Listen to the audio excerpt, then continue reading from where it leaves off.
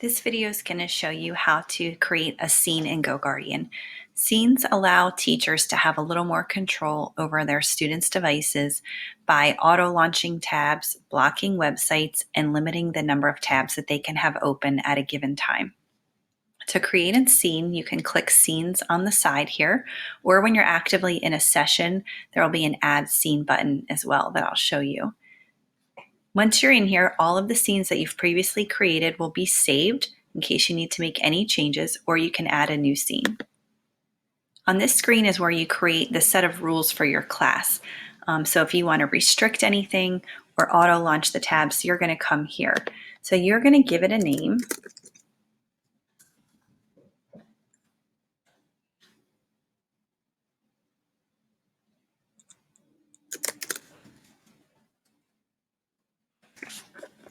And you can enter a description as well if you need to.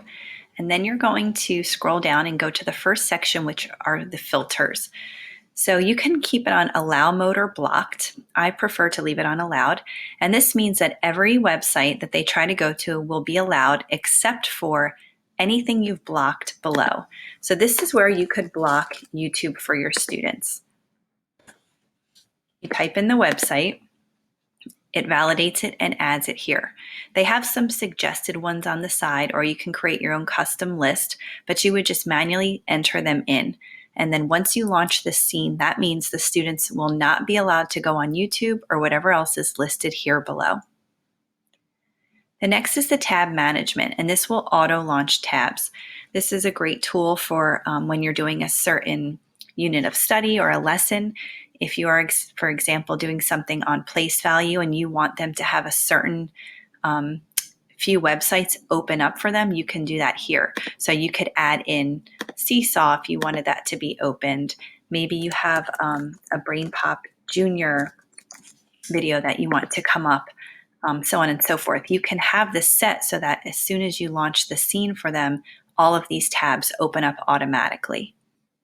Some teachers also use it to get their students set for the day. So I know we do have ClassLink, but if you're going to be absent, or if you just want students to have certain things ready every day when they log in, you can have things auto launch, such as ClassLink or Google Classroom, Epic, things that they're going to be using that you want pulled up right away. That's another great way to use this feature.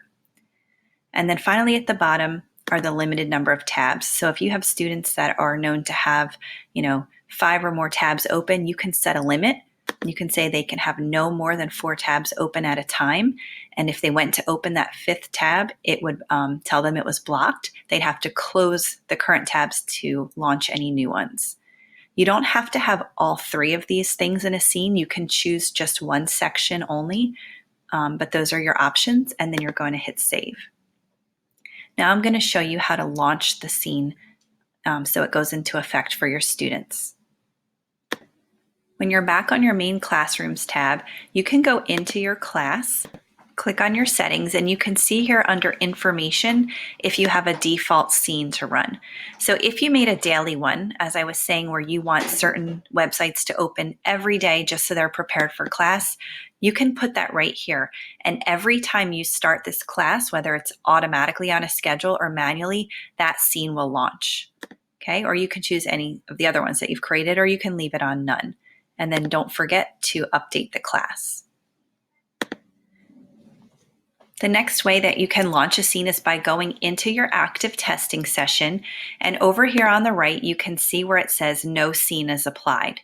Here is where I can manage and turn my scenes on and off.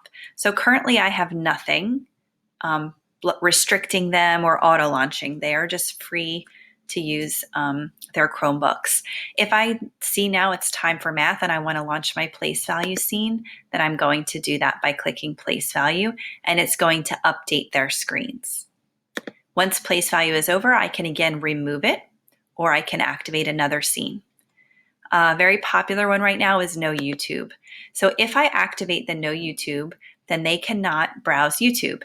If you have a video embedded in a slideshow, it will block it. If they go to a special area class or another classroom and you are still having them in your session at the same time, which is okay, If you have YouTube blocked, it will block it in that session too. So you want to remember to turn it off if they're leaving your class. If you do want to play a YouTube video for just a moment, you can either present your screen or again, you can remove the YouTube scene, allow them to watch the video, and then reactivate it. Okay, so scenes are definitely a great way to manage their devices. And once again, they can be found right here actively in the session or over on your sidebar.